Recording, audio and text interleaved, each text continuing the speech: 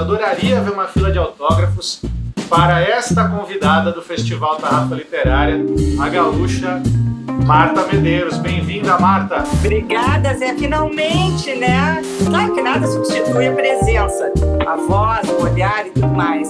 Você acha que hoje ser leitor, descobrir a literatura, se tornou urgente? Eu acho que sempre foi urgente. Pode ser que agora as pessoas estejam um pouco mais motivadas. O que me parece, eu sou um pouco otimista, me parece que o mercado editorial está um pouco aquecido agora, Zé. É bom você estar nessa sensação do amador, mas pelo prisma de amar também o que faz, né? Você continua amando ler. Beijo. Sucesso, Brasil.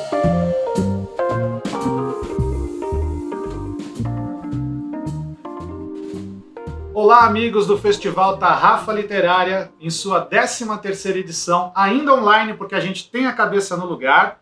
Não é hora ainda de fazer eventos em teatros repletos, com filas de autógrafos. Uma pena, adoro filas de autógrafos. Adoraria ver uma fila de autógrafos para esta convidada do Festival Tarrafa Literária, a gaúcha Marta Medeiros. Bem-vinda, Marta. Obrigada, Zé. Finalmente, né? Estou conseguindo participar do Tarrafa. Olha, isso aí já é uma sedução que vem de muito tempo, né? Espero conseguir um dia presencialmente, mas já estou feliz de estar participando aqui online mesmo. Já é um começo, né, para a gente se entrosar, você se aproximar do nosso universo. E é um desafio interessante a tecnologia, como ela pode ser uma aliada, e ela também virou algo que ficou muito presente, acelerou em parte a nossa rotina e abreviou uns namoros que haveriam com a tecnologia, né? A pandemia acabou fazendo ela ser protagonista, a tecnologia, né, Marta?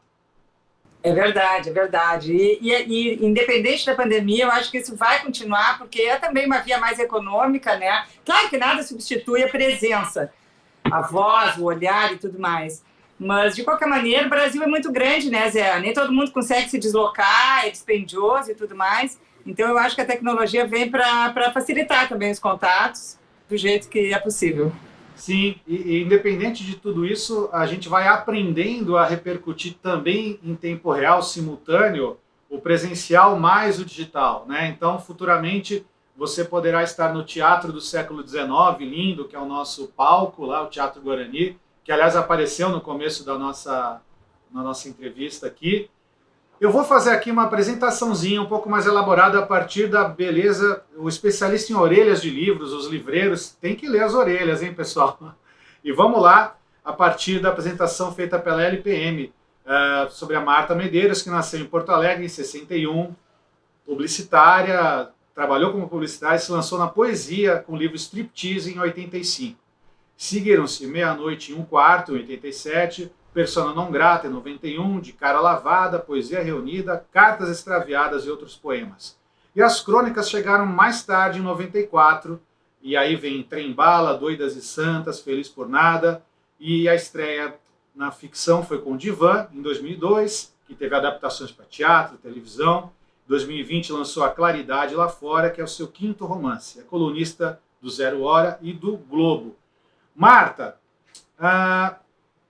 você acha que hoje ser leitor, descobrir a literatura, se tornou urgente?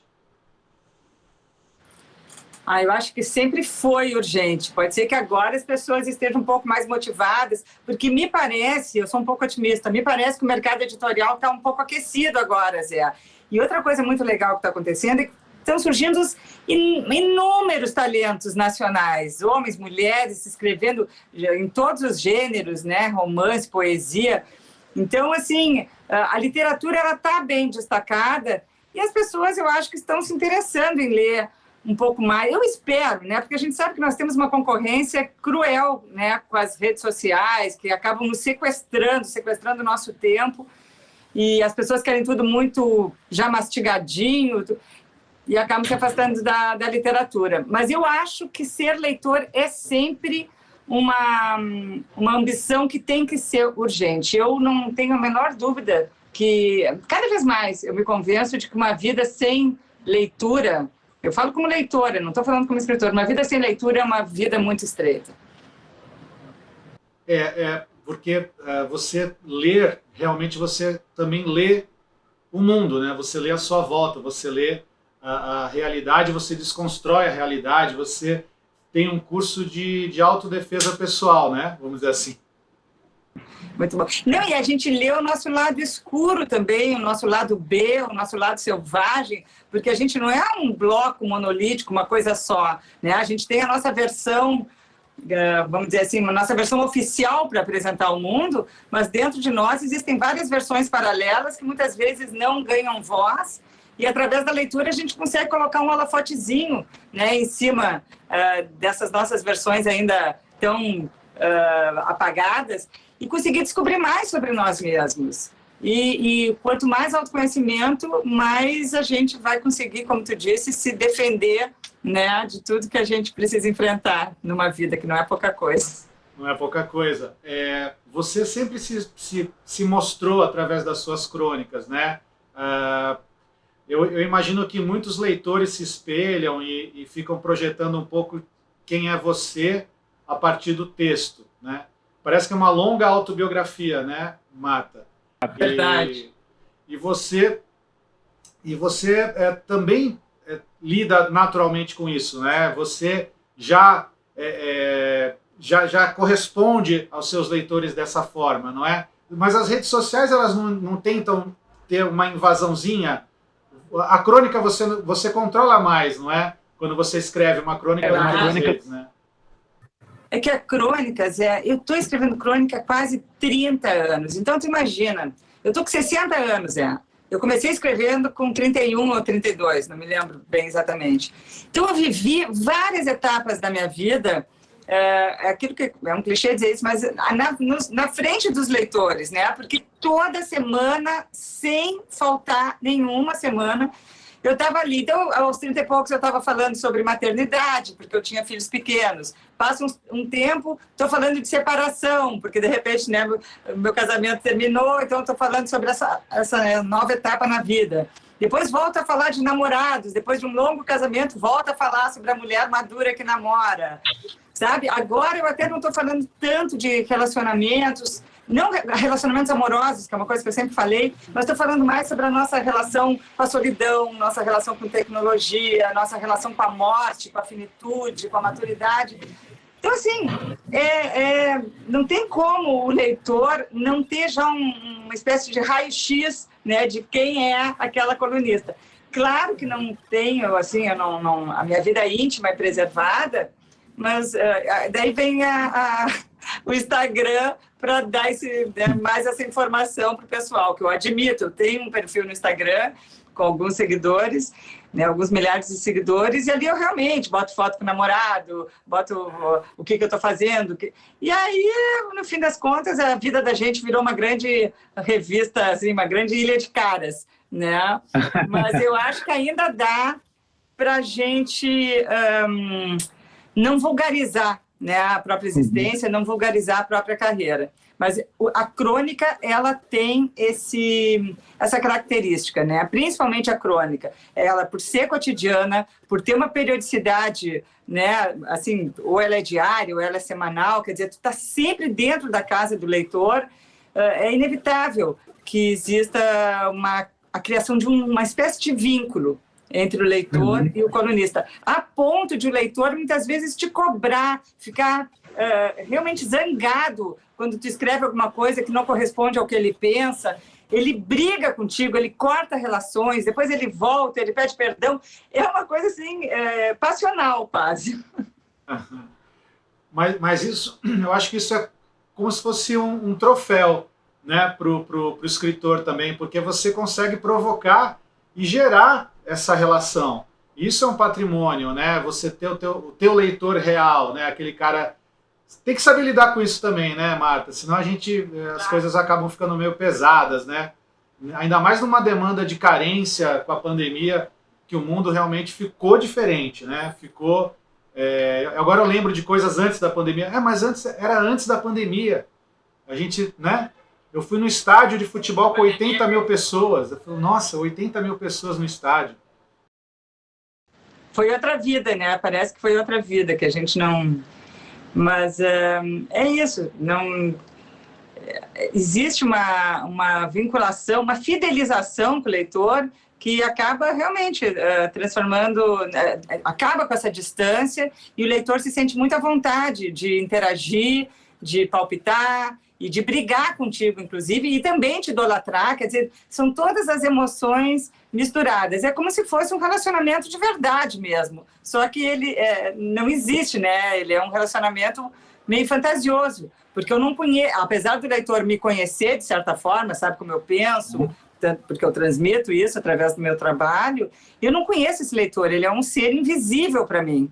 E outra coisa, quando a gente escreve, quando estou dizendo a gente aqui, eu não vou falar por todos os colunistas, mas eu sei que para muitos deles, a gente escreve para nós mesmos, no fim das contas, sabe? É importante, claro que é muito importante a existência do leitor, porque um texto não existe sem ter um leitor, né? É uma coisa incompleta um texto sem leitor, mas na hora da escrita não existe nenhuma intenção de convencimento ou de, sabe, arregimentar uma tribo para concordar contigo ou tal.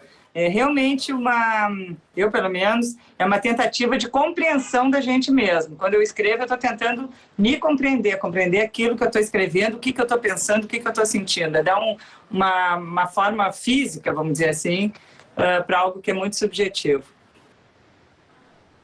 É interessante você dizer isso, de você não pensar exatamente, você não está a serviço dele, você está numa conversa íntima, né, sua, na hora, e honestamente você coloca isso, entre aspas, no papel, né? Toda a responsabilidade de saber que isso vai se tornar público, então isso envolve responsabilidade, logicamente. Mas é isso, quando eu tô... Porque se eu for pensar no leitor, quem é o leitor, né, Zé? O público é muito heterogêneo, todas as idades, sexo, né, estado civil, situação financeira, tem política, então, quer dizer, quem é o teu leitor? A gente não tem leitor de jornal, ou mesmo agora, né, nos sites e tudo mais, é muito heterogêneo. Então, se tu focar num leitor específico, é certo que tu vai deixar outro desassistido, né? Se tu tentar assim, criar um leitor ideal, vamos dizer assim. Então, o ideal é tu ter assim, a honestidade de escrever o que tu realmente está sentindo, pensando, ter esse compromisso contigo mesma e torcer para que tu passe o teu recado. Tem aquela pergunta que sempre fazem para mim, aquelas caras, vamos dizer assim, da área de marketing, vai. O cara chega e pergunta para você, qual é o seu público-alvo, né? Target, tal, classe X, Y, Z, né? Daí eu brinco aqui na livraria, quando eu pergunto meu público-alvo, eu falo, meu público-alvo é alfabetizado. Perfeito, perfeito. Eu não tenho... Sabe ler. Eu sei que tem muitas mulheres que me leem, mas também tem muitos homens. Enfim, eu posso, de repente, um dia receber um comentário de um empresário e no dia seguinte eu vou abastecer meu carro e o frentista vem falar comigo e dizer, nossa, Marta, eu te leio. E isso que é o bacana, né, da crônica. A crônica ela é muito democrática, ela é muito aberta, ela é muito livre. E é um gênero que realmente abraça assim, um público muito, muito diverso. Uma vez eu fiz um bate-papo com o Amir Klink, e ele estava falando sobre a importância, ele gostaria de divulgar, principalmente para as crianças, mas podem ser adultos também, a terem seus diários pessoais escritos à mão até. Ele fala dessa coisa tátil, de você dominar o caderno e escrever. Você tinha diários quando você era menina? Aqueles que tinham coisa secreta dentro, assim. Não, primeiro tem aquela coisa totalmente fantasiosa. É tão louco pensar nisso, né? Tinha cadeado com chave. Imagina, tu com 12, 11 anos de idade, sabe-se lá quais eram, né, os segredos que tu tinha com 12, 11 anos. E chavear. E hoje é completamente ao contrário, né? Tu quer que as pessoas saibam dos teus segredos, saibam, né? Não existe mais cadeado, existe ao contrário, né? Uma abertura total. Mas eu tenho cadernos, toda a minha adolescência eu tinha cadernos, eu escrevia muito, muito. E tu sabe que até hoje, Zé, eu tenho minhas cadernetas, que são cadernetas assim, porque eu anoto pensamentos, insights, ideias que me ocorreram, e eu gosto muito de escrever à mão. Gosto muito de escrever à mão ainda, e já tenho uma certa dificuldade pela falta de hábito, porque é impressionante como escrever à mão faz com que o pensamento fique um pouco mais fixado. Tanto que quando eu tenho, assim, se eu tenho que dar uma palestra, eu não dou palestras, assim, mas quando eu tenho que participar de algum evento, falar sobre algum assunto específico, eu sempre anoto algumas palavras-chave numa folha de papel, que aquilo ali, de certa forma, consegue ser me ajudar, é um roteiro, assim, que fica um pouquinho mais fixado. E vale também para quando a gente está falando das emoções. Eu acho que já é uma espécie de compromisso também, é uma maneira de documentar aquilo que está sendo tão potente dentro de ti, de transformar em palavras escritas à mão, escritas a caneta, a lápis. Eu só me acalmo para fazer um bate-papo, uma entrevista, quando eu tenho tudo escrito à mão também, o roteiro. Eu vou passando por vídeos, Google, tal, livros, mas me parece também, Marta, que isso aí é uma desconfiança. Eu não tenho estudos qualificados numa universidade inglesa, não. Mas me parece que, ao ler livro impresso, esquecendo o saudosismo, me parece que a retenção da informação, talvez na memória do leitor, será que ela é mais robusta, ela funciona mais no impresso do que você ler uma tela? Olha, eu tenho a impressão que sim, mas eu também não tenho nenhum dado, né, assim, científico para te apontar. Adoraria blefar, adoraria trazer uns dados, blefe, mas não vou fazer isso com você. Não, e nem experiência eu tenho, porque eu não leio praticamente nada digital. Leio sempre o livro físico e eu tenho uma relação de total desrespeito, assim, mas de intimidade com o livro, porque eu rabisco muito, eu sublinho, eu põe pontos de exclamação, eu realmente, assim, me relaciono com as páginas, não tem aquela relação solene com o livro, sagrada, que eu não, ao contrário, assim, sabe? Eu realmente, tanto que eu não peço livros emprestados nem nada, porque eu gosto realmente de ler com uma caneta na mão e assinalando trechos e tudo mais. Então, grifar, né? Ter a sua marca no livro também. O livro físico, para mim, é fundamental. E também tem dificuldade de emprestar, né? Por causa que a pessoa pega o meu livro e vai junto todas as minhas impressões e sabe-se lá se não alguns segredos também. Eu não pratico esse desapego, não consigo também com livros. Eu sou um acumulador, não tem jeito. Marta, ainda indo nesse caminho da tua parte de formação como leitora, como é que se deu isso? A escola foi protagonista ou a família ou ambas? Começou na família, assim, porque a minha mãe sempre foi alucinada por livros, meu pai também lia bastante, mas a minha mãe principalmente, minha mãe é formada em letras e tal. Então mas foi muito natural, porque a minha casa tinha muitos livros. Ninguém me botou um livro na mão e disse, é obrigatório ler para ficar mais inteligente. Não, era uma coisa natural. A gente ouvia música, a gente lia, a gente ia ao teatro. A arte sempre foi, não só a literatura, o acesso à arte foi muito importante na minha educação. Tanto que eu vou te dizer uma coisa, assim, como influência para eu vir a ser uma escritora um dia, a música popular brasileira foi importantíssima. Assim, o que eu escutava quando menina, do melhor da música popular, Chico, Caetano, tudo, né? Quando estavam surgindo Rita Lee, Raul Seixas, Edu Lobo, Vinícius de Moraes cantando com Toquinho, imagina, era pura literatura cantada. Então, a sonoridade, o ritmo da música, a melodia, tudo isso também começou a criar em mim a paixão pela palavra, através da música também. E depois o colégio, ele não foi tão importante assim para a literatura, porque aí tinha os livros obrigatórios, né? Tudo que é obrigatório, a gente já tem uma resistência, né, natural, assim, puxa, eu vou ser obrigada a ler isso.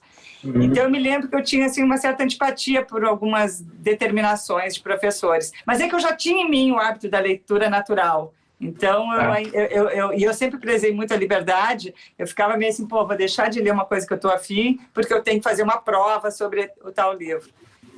Eu tenho uma lembrança mais ou menos assim. Mas o que depois sacramentou meu amor pelos livros foi mais a faculdade mesmo. A faculdade de comunicação, daí eu grudei e nunca mais saí do vício. Talvez, então, essa a música popular brasileira sendo um norte, pode ter também te aproximado da poesia, Marta? Eu acho que sim. Nada foi assim um crime premeditado, viu, Zé? Assim, nada foi assim, eu tenho que fazer isso, esse é o meu objetivo, essa é a minha ambição. Eram expressões muito espontâneas. Como eu era uma menina que pode não parecer, mas eu era mais, não vou dizer tímida, mas mais introvertida, e eu entendia que eu tinha dentro de mim um espaço muito amplo que eu não conseguia externizar, eu tinha dificuldade assim, de falar dos meus sentimentos mais profundos. A escrita acabou sendo um canal, sabe, de comunicação, primeiro comigo mesma, porque no começo eu não mostrava para ninguém, e mais adiante, claro, daí tornando público. Mas eu acho que sim, eu acho que por exemplo, esses diários que eu escrevia, lá pelas tantas eu não tinha mais muito tempo, eu tinha que estudar, eu também saía com os amigos e tudo, eu tinha uma adolescência normal como qualquer pessoa. E eu não tinha mais muito tempo sobrando. Então, aos poucos, aqueles diários foram se condensando e se transformando em poesia. E quando eu me dei conta, eu estava rimando, sabe? E brincando com as palavras e fazendo daquilo não mais um relato. Ah, hoje eu fiz isso, fiz aquilo. Mas não, eu estava, na verdade, tornando um exercício mais lúdico com o que eu escrevia. E quando eu me dei conta, eu digo, opa, acho que isso aqui é poesia. Mas eu mesma fui surpreendida com o resultado que eu estava fazendo. Você falou dessa questão da obrigatoriedade. Sim, ela realmente afasta, e algumas pessoas hoje falam muito de você esquentar o cânone com indicações mais conectadas com o cotidiano de hoje, né? Para os alunos de escola, para não ter uma aproximação artificial, vamos dizer assim. Mas o cânone não é tão assustador também. Acho que o momento é realmente da idade, né? E a habilidade dos pais também, né? Do tipo, você está em casa e fala assim, ó, aquela estante você não pode mexer, são os livros proibidos. Aí você põe um livro não proibido misturado. Eu não sei, mas às vezes a gente não... Eu não sei, eu me lembro que a primeira vez que eu li Clarice Lispector foi no colégio, eu não me lembro que idade eu tinha, eu acho que uns 12, 13 anos, e eu fiquei assim, eu não entendi nada, de quem é essa louca, não entendi. Digo assim, foi totalmente uma reação refratária mesmo, acho que foi a paixão segundo GH. E depois a Clarice Lispector se torna uma das minhas autoras favoritas. Então, assim, eu acho que... Eu já até defendi muito que se indicassem os clássicos direto, para a gurizada já se familiarizando com o melhor da literatura. Mas eu mudei de ideia a respeito disso. Eu acho que não. Acho que hoje em dia é melhor tu criar o prazer da leitura, antes de mais nada, mesmo que seja com autores contemporâneos, que não tenham a grandeza de um Guimarães Rosa e tal, do que forçar a barra, porque eu acho que são poucos os preparados para realmente ler um Grande Sertão Veredas na adolescência. Eu mesma consegui ler Grande Sertão agora, não faz muito tempo, e fiquei completamente impactada num grau que eu acho que na adolescência não conseguiria, não teria alcance. Também como a gente ouve dizer de você interpretar alguns papéis de Shakespeare, não dá para você exercer bem o papel plenamente com uma certa idade do ator, que não é por nada, é porque os sentimentos que representam esse personagem não foram vividos ainda por esse ator, né? É isso. A gente tem que conhecer um pouquinho, né, da matéria-prima do que a gente está recebendo. E a matéria-prima é a emoção, é a vivência, é o espanto. E a gente está muito no começo ainda, talvez não consiga conectar exatamente, né, com a emoção certa para tirar o melhor proveito, né, da leitura. Sim, quem está fazendo um trabalho muito instigante nesse caminho de editoras é a editora Antofágica. Você já ouviu falar? Ouvi falar, mas não conheço muito trabalho, não. Pelo menos não estou relacionando assim, os autores e tal. Pegam clássicos e revigoram com projetos gráficos super ousados, videoaula, notas, ilustrações. Então, por exemplo, o teu conterrâneo Adão Iturrusgaray, eu sei, fez O Médico e o Monstro, todo o projeto gráfico e ilustrações do Stevenson. Claro que o Stevenson é um livro acessível, não é? Mas tem Memórias Póstumas de Brás Cubas, ilustrado por Portinari, Isso é maravilhoso. Tem umas Isso é coisas maravilhoso. lindas. Juntar vários segmentos da arte, né, em prol, né, É uma formação, é quase que uma formação de quadrilha. Vamos pegar os jovens. E as tiragens deles são tiragens ousadas, sabe, Marta? Tem notícia boa aí no mercado editorial. Realmente, eu também desfruto do otimismo. Eu sou um otimista declarado também sobre o livro impresso, sobre o futuro da leitura e sobre um país que também quer adquirir conhecimento e evoluir, tem que passar pela arte, né? Eu ainda não estou muito otimista ainda, mas eu quero ficar a respeito das livrarias, porque eu também só comprar livro através, né, de sites e tudo mais, porque as livrarias são templos, né, e a gente está perdendo isso, a livraria de rua e tal. E eu espero que, assim, com o crescimento que eu estou aqui projetando um crescimento do mercado editorial e com o maior número de leitores, se a gente tiver a graça de conseguir isso, que as livrarias voltem a ser negócios interessantes, que as pessoas continuem investindo na abertura de livrarias pequeninhas, sabe? A livraria do bairro, eu sinto muita falta disso, de estar caminhando na rua e me deparar com uma livraria e entrar e fazer uma compra por impulso, sem ir direto ali com uma listinha, com um carrinho de compras, na Amazon, e vai ali e compra tudo. Eu acho que esse relacionamento com o ambiente do livro é fundamental para a gente continuar perpetuando, né, esse hábito. A gente está conversando a partir da minha livraria de rua, a Realejo Livros, aqui em Santos. A gente está no primeiro andar dela e lá embaixo ela está viva, atendendo leitores. Eu faço sinais para eles saírem daqui, então alguns sobem. Mas sair da paisagem urbana, quando as livrarias somem da paisagem urbana, realmente ela pode matar a lembrança do leitor. E essa anemia pode acontecer, sim, e isso resultar em algo ruim do ponto de vista do conhecimento mesmo, né? De você gerar leitores, né?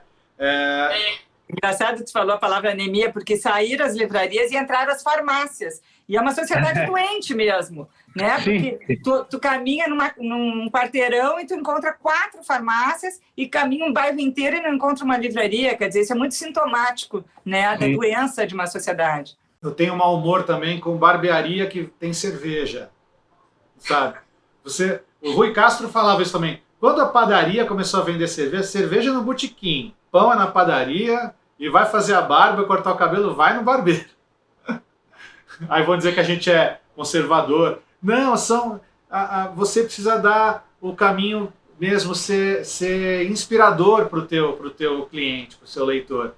E eu adoro ter todo o meu esforço pela Tarrafa Literária, para a gente manter essa livraria de rua, sim.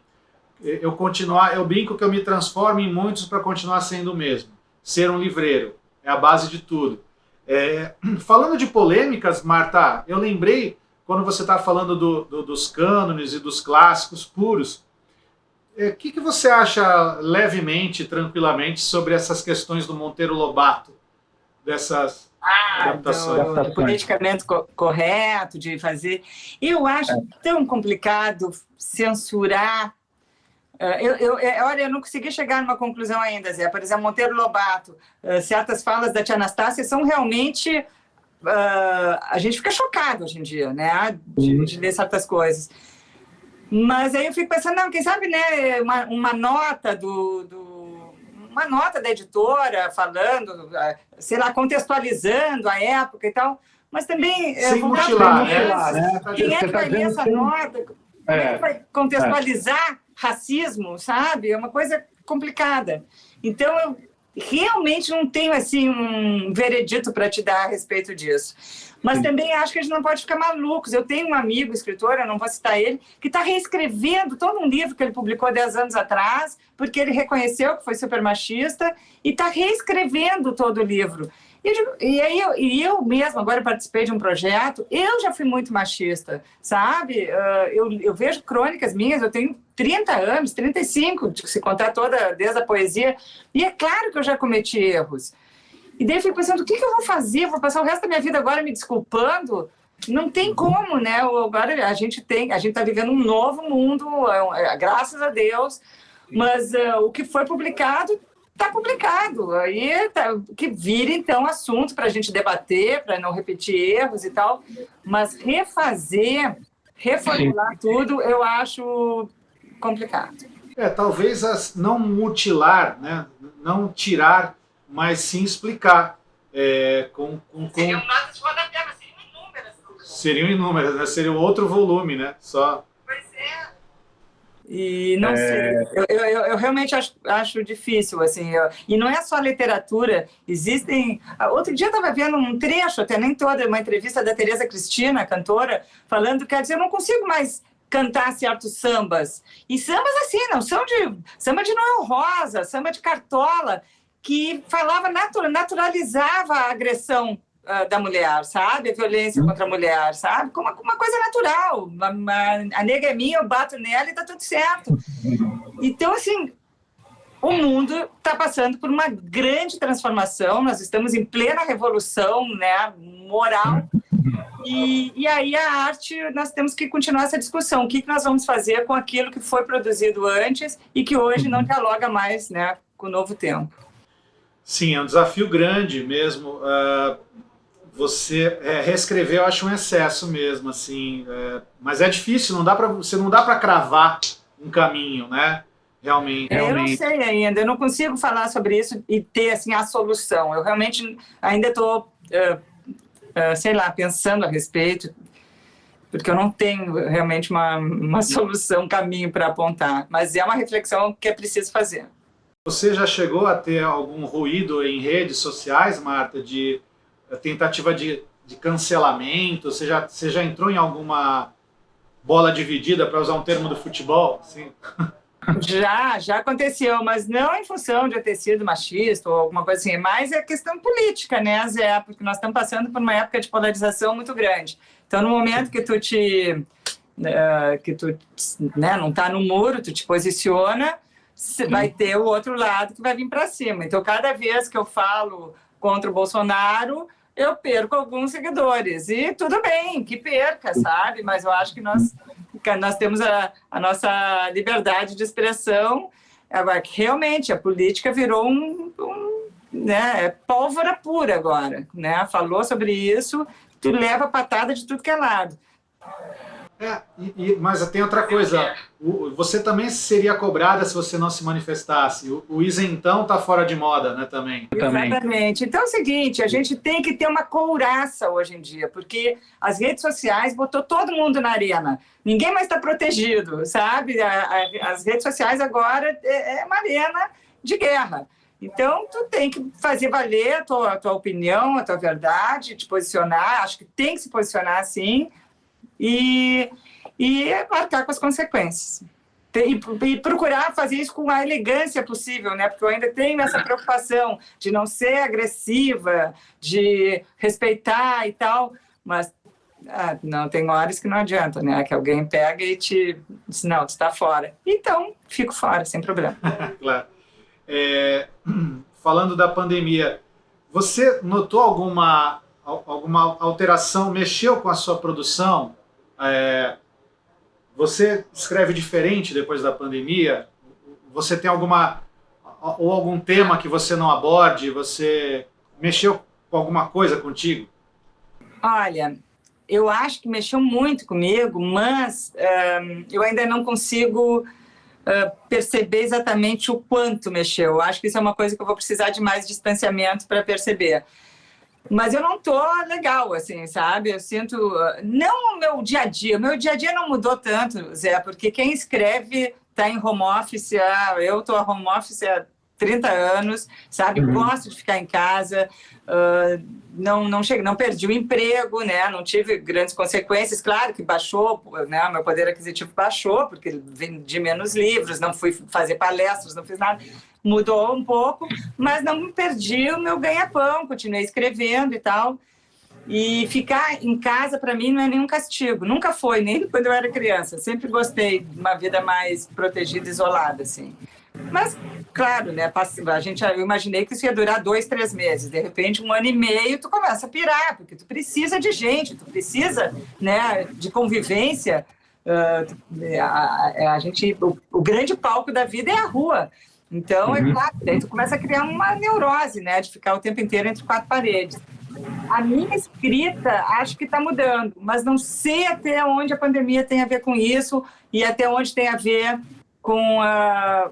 Eu acho que tem mais a ver com a minha vida particular mesmo. Eu passei muito tempo me dedicando a escrever não só, mas muito, 80% da minha produção era para falar de relacionamentos amorosos e relacionamentos, o relacionamento humano, assim, entre amigos, mães e filhos e tal. Mas muito relacionamento amoroso, muito, muito. Eu acho que foi isso até que me deu, assim, uma grande sustentação, uma sustentabilidade assim de vendas nos meus livros. Mas eu tenho, como eu te falei, né? Eu virei a chave agora, né? Eu estou numa relação super estável, eu fiz 60 anos, eu estou com outras preocupações, eu não estou mais preocupada tanto com as relações amorosas e estou mais preocupada com a minha relação comigo mesma e com o que vem pela frente, com a finitude. Os meus pais estão muito mais velhos, então todo o meu entorno acaba influenciando, né, o que eu escrevo, porque eu me coloco muito em tudo que eu faço. Não existe a minha vida e o meu trabalho separados, por léguas. Não, está tudo embolado. Então, eu acho que eu estou assim, mudando um pouco o meu estilo, o teor das minhas colunas. E digo mais, eu estou lendo muita crônica. Eu acabei de ler um livro absolutamente sensacional, uma coletânea das crônicas do Antônio Maria. Tu deve ter na livraria. Vento Vadio. Vento Vazio. Gente, eu me dei conta que eu conhecia a história do Antônio Maria, mas eu nunca tinha lido Antônio Maria. Ou se eu tinha lido, era uma ou duas crônicas. E agora ter todo o material dele, né, reunido, para mim foi assim... uma porta se abriu na minha vida, sabe? Eu digo, meu Deus, isso aqui é crônica, sabe? E eu estou, assim, voltando a ser uma aprendiz. E acho muito bom que a gente possa dizer isso, sabe? Eu sempre me senti meio amadora e agora aprendiz mesmo. Então, eu estou lendo muito cronistas de outras épocas, dos anos 50, 60, para poder me revitalizar já nesse ano, né, nesse ano 2000 já está bem avançado. O Antônio Maria, eu recebi o Vento Vadio, sim, um alentado volume de crônica. Vadio, né? Vadio? Achei que era vazio. Depois a gente pega. E eu sou fanático pelo Paulo Mendes Campos também. Coisa linda. Que eu lia de moleque naquele Para Gostar de Ler, né, da Ática, que acho que ela foi um impulso para muitos novos leitores, né? E é bom você estar nessa sensação do amador, mas pelo prisma de amar também o que faz, né? Você continua amando ler crônicas, né? Esse amador que é bom, é um vento vadio e fresco vindo, né? Exatamente. Então, assim, isso tudo acaba influenciando. Agora, eu acho que a pandemia influenciou mais profundamente, e isso eu ainda não estou conseguindo detectar, assim, mas uma coisa é muito claro para mim, a liberdade nunca foi tão importante. Olha que eu já trago esse valor como fundamental na minha vida, mas hoje em dia eu passo mal de me sentir aprisionada. E agora a prisão não é que eu não possa sair de casa, mas é uma prisão, mas a gente passou a ter medo. Eu não tinha medo da convivência, medo da troca, não existia medo, né? E hoje em dia nós passamos a ser pessoas desconfiadas e sempre... E agora a gente está aqui, está começando a se soltar um pouco, mas já tem ali uma leitura de que Portugal já está fechando, a Europa já está com uma quinta onda, não sei. Então a impressão que eu tenho é que a gente não consegue atravessar, sabe, esse portal e voltar realmente para uma vida de liberdade. E eu fico com medo de que isso dure muito, muito tempo. E afeta, né? Cada pessoa é afetada de uma maneira. Eu, que tenho uma ligação com a liberdade muito, muito profunda, estou agoniada um pouquinho. Eu também, a gente fica com esses medos, né? E só torcendo para que tenha o mesmo padrão de outras pandemias em outras épocas, né? Aumenta a transmissão e diminui a letalidade, né? Torcer por isso, né? E vamos vacinar e seguir para frente e trabalhar esses medos aí e reconquistar a liberdade. Você falou do Antônio Maria. Você tem apetite? Você prefere ler algo que você já sabe que você vai se maravilhar ou você dá chance para o novo autor também, Marta? Total chance para o novo autor. Porém, é difícil eu pegar um livro que eu não tenha escutado nada a respeito. Eu recebo muitos livros, né? Eu recebo muitos livros em casa. E eu tenho lido tanta gente legal, tanta gente nova. Eu estou falando aqui, já estou morrendo de medo de ter falado assim, estou preocupada, porque eu não sei se eu vou lembrar os nomes. Mas eu li Sweet Tóquio agora, da Giovanna. Tu vai lembrar o nome de todo Giovanna mundo. Madalosso. Maravilhosa. Tem a Aline Bey, de São Paulo, espetacular. Então, assim, eu não vou conseguir... Mas estou muito aberta às pessoas que estão surgindo agora e eu estou maravilhada com o talento de tanta gente. Gente jovem mesmo que está começando. Tem os poemas da Ana Marques. Eu estou, assim... Ana Maria Marques. Então, eu estou, assim, muito encantada. Totalmente aberta a ler novos autores e relendo autores, né, mais da antiga e tentando, no meio de tudo isso, produzir alguma coisa também. E você falou das livrarias. Qual a sua livraria do coração, assim, do teu afetivo aí em Porto Alegre? Não tem mais. Tinha uma livraria legal aqui, a Prosa e Verso, da minha adolescência. E tem a Bamboletras aqui, que é uma livraria muito legal ainda, que até ontem eu estive lá, na Bamboletras. Mas eu, no fim das contas, aqui em Porto Alegre, eu não tenho uma livraria no bairro onde eu moro. Eu gostaria de abrir uma livraria. Eu abri uma livraria, já que ninguém abre, eu abri uma livraria aqui. Mas não tive condições até agora. E eu gosto muito da Travessa do Rio, sabe? Na Travessa eu me encontro bastante, assim, encontro as coisas que eu gosto e tal. Tem uma atmosfera muito legal, né? Muito legal. E eu sei lá, eu sou pé quente lá. Sempre que eu lancei livro na Travessa, eu sempre tive assim, uma receptividade muito boa com o Carioca. E não só com o Carioca, porque o Rio de Janeiro tem muito turista, né? Então eu faço uma sessão de autógrafos, por exemplo, na Travessa, eu estou recebendo pernambucanos, estou recebendo gente de Brasília, gente de Porto Alegre, gente de Santa Catarina, de tudo que é lugar. Então é muito bom, assim, vira meio que um consulado nacional ali, sabe? De pessoas de tudo que é lugar. Então, hoje em dia, a Travessa é a minha livraria do coração, mesmo não sendo de Porto Alegre, onde eu moro. Eles abriram uma bela livraria em Lisboa. Eu fiz uma sessão de autógrafos lá, já. Lá no Príncipe Real, né? Muito simpático. Muito legal. Eu estive lá em finalzinho de 2019, um pouquinho antes da pandemia. No comecinho dela. E o seu primeiro livro foi publicado pela Brasiliense, né?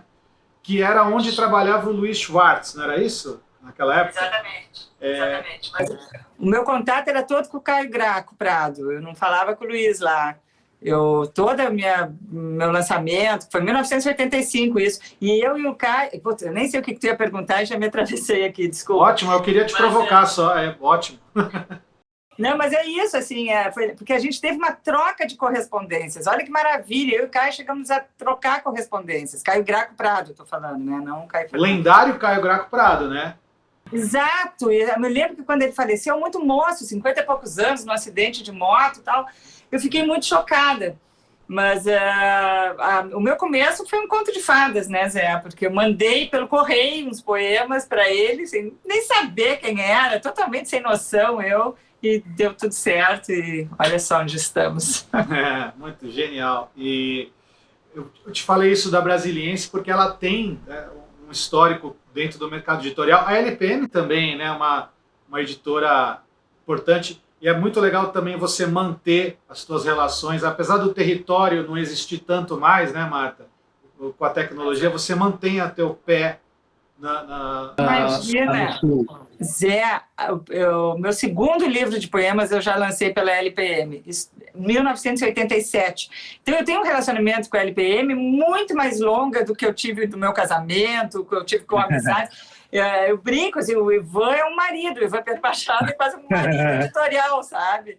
Porque eu cresci junto com a LPM E mesmo tendo, né, por muito tempo eu também editei com a Objetiva do Rio, quer dizer, eu tive as minhas infidelidades consentidas, né, todos, vamos dizer que era um casamento aberto, mas sempre aberto e todo mundo sabendo, mas realmente com a LPM eu tenho um vínculo bastante forte, assim, e gosto porque eu me sinto muito à vontade de palpitar, a gente realmente edita juntos e se conhece bem. Então, e acabou que virou uma família mesmo, são amigos meus, mais do que editores. Não, eu adoro, o catálogo da LPM é genial, tem Milor Fernandes, né? Tem acho que o Veríssimo saiu, né? O Veríssimo foi para a Objetiva, né? Isso, mas Veríssimo ficou muito tempo também. E a coleção Pocket, assim, eu acho que eles deram, né? Eles abriram essa história do livro de bolso, que é uma coisa fundamental para o acesso ao livro, né? Que depois, né, outras editoras também investiram bastante, mas o Pocket Book ali da LPM foi quase um precursor, assim, dessa onda dos livros de bolso, e com títulos Shakespeare, Balzac, quer dizer, tudo que importa, né? E Jack Kerouac, Tudo, a geração Beat, e gente jovem também, e quadrinhos. Então, é uma coleção com sei lá quantos milhares de títulos. E o livro de bolso no Brasil, que tinha um certo salto alto em torno ao pedestal, né? E se dizia que não tinha mercado para livro de bolso. A gente sempre teve uma deformidade com a imagem do leitor brasileiro, né? A gente fica solenizando demais, né? Eu acho que a gente tem que saber ler, enfrentar o texto, e o sabor da compreensão é um prazer, é um troféu para o leitor. Já que você começou na poesia e você está com poesia agora, pela LPM, uma novela e poemas no mesmo volume, né? Noite em Clara, Noite Adentro, teu mais recente trabalho. Você topa ler aqui um poema do seu novo livro? Sabe que não é o que eu mais gosto de fazer na vida, tá? Mas vou ler para ti, porque tu é um querido, mas vou ler. Aqui eu vou ler, vou facilitar, porque eu estou com o livro aqui do lado também, vou ler o da contracapa. Ah, beleza. Ai, meu Deus do céu. O nome isso é uma coisa nova, é a primeira vez que eu estou colocando títulos nos meus poemas, porque as pessoas perguntavam, eu gosto tanto daquele, e não conseguiam. Então agora eu resolvi batizar os poemas. Esse aqui se chama Fiança. Depois de tantos acertos, veio a perplexidade súbita. Me fizeste enxergar através do breu. Estavam todos ali, os vultos, as sombras, o silêncio, mas nenhuma certeza inteira. Meu coração anoiteceu, mas ainda mantém uma vela acesa. Acho bonito isso. Muito bonito. Adorei. Eu que sou um leitor intuitivo de poesia, sei que a poesia é um caminho difícil, né? Você pode ter dentro dela aquelas coisas só intuitivas, ligeiras, mas tem um caminho muito lento, difícil de construção do poeta, não é? E adorei. Noite em Claro, Noite Adentro. A Noite em Claro é uma novela bem curtinha que eu tinha lançado em 2012, mas ela ficou pouco conhecida do público. Ela saiu numa coleção chamada 64 páginas da LPM, bolso também. Mas, assim, foi um lançamento meio fantasma. Quem comprou, comprou. Quem não viu, porque não teve novas edições. E aí eu gosto tanto desse texto do Noite em Claro. Gosto muito. Acho que talvez seja das melhores coisas que eu escrevi em ficção. Talvez a melhor que eu tenha escrito. E aí eu disse, puxa, queria mostrar para o público, né? Mas era um texto muito curtinho. E eu já tinha um material de poesia, 20 anos sem escrever poesia, Zé, imagina. E eu tinha um material inédito, assim, trancafiado dentro do computador. Eu digo, não, eu vou abrir a porteira, vamos botar na rua esses poemas. E acabei tendo essa ideia de fazer um livro com 2 gêneros, né? Noite em Claro, a novela, e Noite Adentro, os poemas. Não sei se isso funciona, se não funciona, mas enfim. E até uma maneira, também tem gente que tem tanto preconceito com poesia, de repente se interessa pela novela Noite em Claro, e leva de brinde aí uma poesia, começa a se, né, familiarizar mais um pouquinho, de repente não está acostumado a comprar poesia, mas acaba arrastando junto. E o inverso também, né? Quem tiver afim só dos poemas, acaba levando de brinde uma novelinha. Você podia até fazer divertido assim, sabe aqueles, uma capa assim, a outra assim, ó? Eu tinha pensado nisso, mas depois eu digo, já é complicado ter 2 gêneros no mesmo livro, não vou fazer muito. Vamos simplificar. Outro dia eu estava lendo suas entrevistas e numa delas você faz uma declaração que eu adorei, assim, que eu também costumo fazer. Você fala em algum momento, e fica tranquila, não precisa lembrar quando nem como, é só uma provocação. Não vou lembrar mesmo. Não, eu nem vou esperar, não quero nem nada disso. Mas você fala, estou em busca de erros novos e acertos novos. Isso, para mim, me faz pensar que comigo também é assim. Eu sempre falo, eu só não quero o mesmo erro. Aí eu me cobro demais. O que você pensa sobre o mesmo erro repetido? Não, é que eu fico pensando... O pior é que a gente comete os mesmos erros. A verdade é que a gente passa a vida inteira cometendo os mesmos erros, né? Até tu vê num relacionamento, num casamento, se tu tiver 30 anos casado com alguém, a última briga provavelmente vai ser muito parecida com a primeira, sabe, que tiveram. Porque as pessoas ficam remoendo, né? Tem os seus próprios obstáculos difíceis de transpor. Mas quando eu digo que eu quero erros novos... eu acho assim, eu sou muito focada no presente, sabe, Zé? Eu sou muito uma mulher do instante aqui. Eu realmente não tenho impacto com o passado, não tenho mais, e tampouco com o futuro. Então, assim, eu extraio tudo que eu puder extrair do agora, tá? Não é nem do hoje, é do agora. Por exemplo, eu estou aqui conversando contigo agora no Tarrafa e nada mais me importa, sabe? Eu não sei o que vai acontecer daqui a... Eu sei que eu tenho compromissos, eu sei que eu tenho... Mas agora eu sou 100% a entrevistada do Zé, conversando com ele, conversando sobre literatura e fazendo isso com prazer. Então, o erro que eu comentei aqui agora vai ser um erro novo, sabe? O fato de eu não estar conectada com o que aconteceu comigo antes ou o que virá a acontecer. Talvez tenha esse sentido. E seja uma pretensão também, querer que um erro seja novo, que um acerto seja novo. Pode ser um mantra da gente, né? Uma oração. É um lance meio budista, né? De tentar não ter ansiedades também com o futuro, não ficar também tão preso ao passado. O desapego, né? O tão almejado desapego que eu busco de certa maneira. Então, eu errei, e vai ser um erro novo, mas também amanhã ele já vai ser um erro antigo, sabe?